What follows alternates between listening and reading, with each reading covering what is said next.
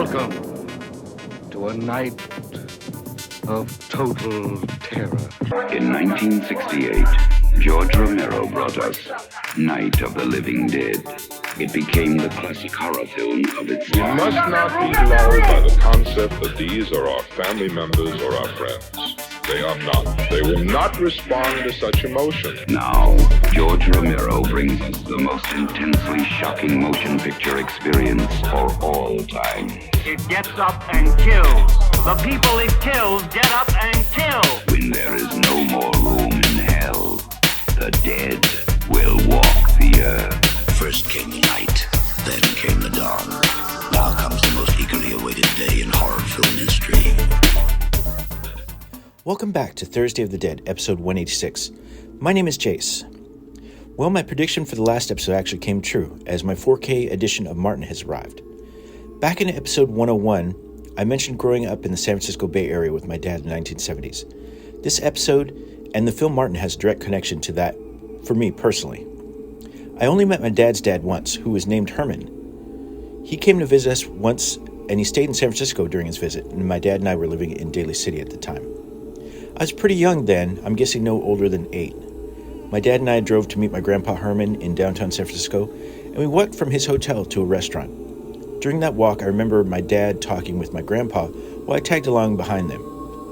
On the way to the restaurant, we passed a movie theater, and I saw one of the posters up on display was for George Romero's Martin. The image of the razor blade with the vampire teeth scared me.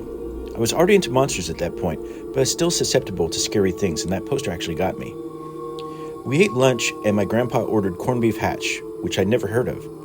During the lunch, he offered me some, and I liked it so much that it's still one of my favorites. My grandpa and I didn't actually connect very well during that visit, so this would end up being our only bond. On the way back to his hotel, we passed that movie theater again. I looked at that poster for Martin. I actually wanted to see it. I liked vampires, but I hadn't made the transition to zombies yet, which was just on the horizon.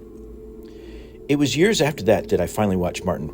My first time was actually on the Thorn EMI VHS that we carried at my dad's video store. I loved the mood of the movie, as well as the soundtrack. Although the title character is a rapist serial killer, I found I identified with parts of his character. It's not the blood drinking or the rape, but just the fact that Martin lived in a home with an older family member who clearly despised him and didn't understand him mirrored my relationship with my dad.